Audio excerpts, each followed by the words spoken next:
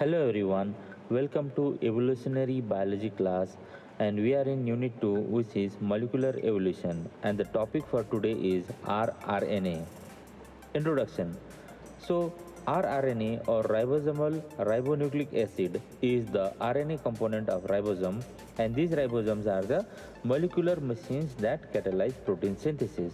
So ribosomal RNA constitute over 60% of the ribosome by weight, and these are crucial for all its functions from binding to mRNA and recruiting tRNA to catalyzing the formation of a peptide bond between the two amino acids. So these are the different functions of the ribosomal RNA or the rRNA.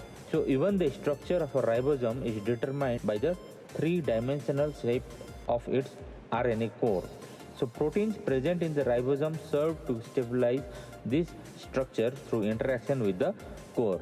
And here we can see the example of a fully assembled small subunit of ribosomal RNA in prokaryotes, especially Thermophilus. So in this figure, the actual ribosomal RNA 16S is shown coiled in orange, while ribosomal proteins attached to it is in blue color. This is also a three-dimensional view of the ribosome, showing rRNA in the dark blue color of the smaller subunit and the dark red large subunit. So the lighter colors represent the ribosomal proteins. So the dark blue color in this three-dimensional view is of the ribosomal RNA attached to the smaller and the larger subunits of the ribosome. So ribosomal RNA are transcribed in the nucleus at specific structures called nucleoli. These are dense spherical shapes that form around genetic loci coding for rRNA. Nucleoli are also crucial for the eventual biogenesis of ribosomes through sequestration of ribosomal proteins. Next is the discovery of ribosomal RNA. So ribosomal RNA was discovered during cell fractionation experiments investigating the role of RNA viruses in causing cancer. So fractionation is a method where cell membranes are carefully and selectively removed while keeping the function of cellular organelles intact. So this homogenized cytoplasm is then centrifuged at increasing speeds so that organelles separate according to density. So the initial experiments that revealed the presence of rRNA extracted a fraction that was thought to represent a new subcellular organelle microsome specializing in protein synthesis. Later, it was seen that it was the presence of ribosome on endoplasmic reticulum that led to the detection of RNA in these samples.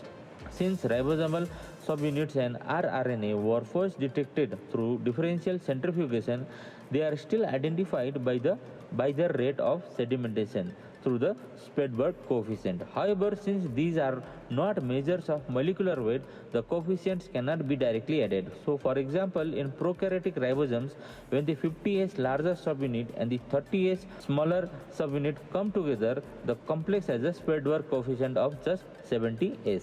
So, next let us see the types of ribosomal RNA. Both prokaryotic and eukaryotic ribosomes are made up of a larger and smaller subunit, and these two subunits come together during mRNA translation. So the smaller subunit in prokaryotes is made up of an RNA molecule about 1500 nucleotides in length with a Svedberg coefficient of 16S. Together with ribosomal proteins, the smaller subunit has a sedimentation rate of 30S. So this is paired with the another larger subunit having two RNA molecules, one that is nearly 3000 nucleotides, 23S in length, and the other is a short sequence of 120 nucleotides, which is 5S.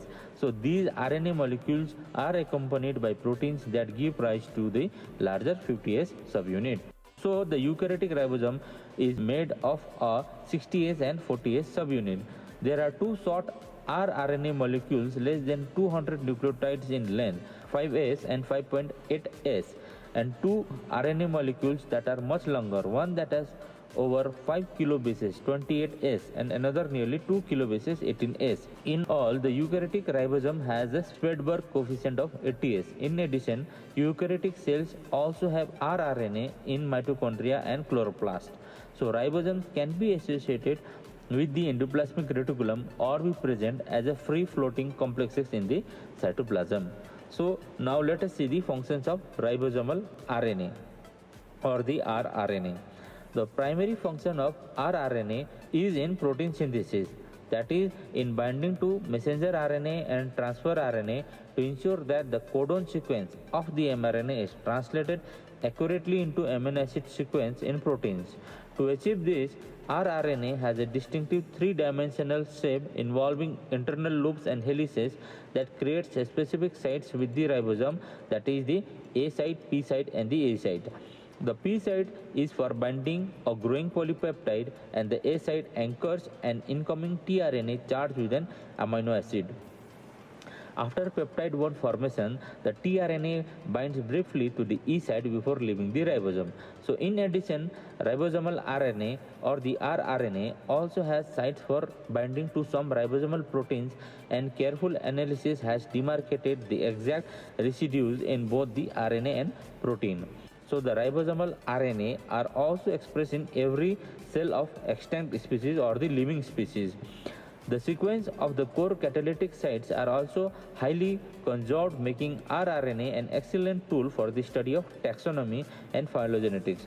There is a difference in the rate of evolution of residues on the surface and interior of rRNA and nucleotides involved in core catalytic activity, such as in the formation of peptide bond that appears to have predated the appearance of life on Earth. So the extent to which two species differ in rRNA sequences can give a good estimate of their evolutionary distance.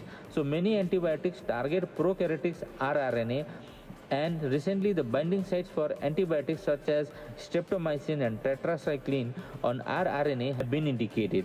It has also been shown that antibiotic resistance often stems from point mutations in these binding sites in the rRNA. So for instance, the resistance of Eglina and E. coli to streptomycin stems from mutation in the 16S rRNA sequence. Similar results were found for the resistance of streptomyces to the spectinomycin. Tetracycline resistance appears to come from mutations in the 30S rRNA. So, in a new dimension to the function of rRNA, its precursors, pre-ribosomal RNA, have been implicated in the generation of microRNA that mediate inflammation and cardiac disease response to mechanical stress. So, the mechanism of this activity are still being elucidated. Lastly, let us look at the role of ribosomal RNA during translation. So, translation of mRNA sequence requires the involvement of ribosomal RNA or the rRNA at every step, that is initiation, elongation and termination. So messenger RNAs carries the genetic information coded in the DNA into the cytoplasm, where the nucleotide sequence is read by ribosome in stretches of 3 bases called the codons.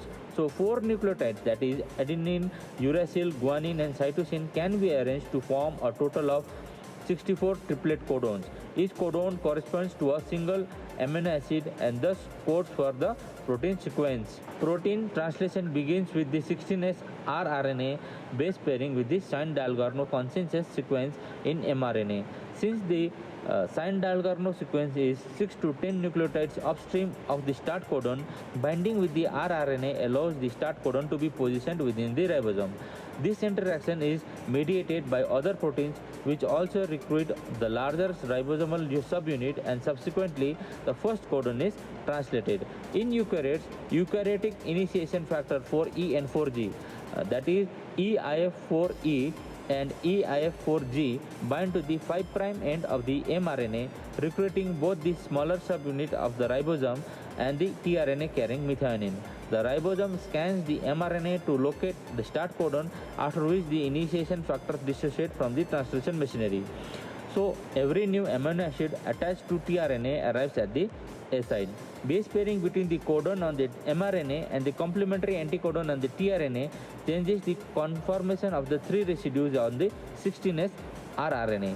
So these residues interact with the anticodon, stabilize the tRNA mRNA complex and the enzymatic activity of the rRNA positions the amino acid tRNA fully within the A site. The polypeptide that has been synthesized so far is bound to the P site on the ribosome. So ribosomal RNA in the larger subunit catalyzes the reaction that forms a peptide bond between the amino acid in the A site and the growing polypeptide chain in the P site. So polypeptide synthesis is terminated when the ribosome reaches a stop codon, and rRNA catalyzes the addition of water molecule to the polypeptide in the P site.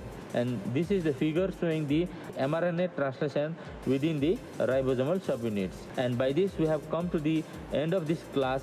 Thank you for listening, and please like, share and subscribe to the channel for getting notified for upcoming classes. Thank you.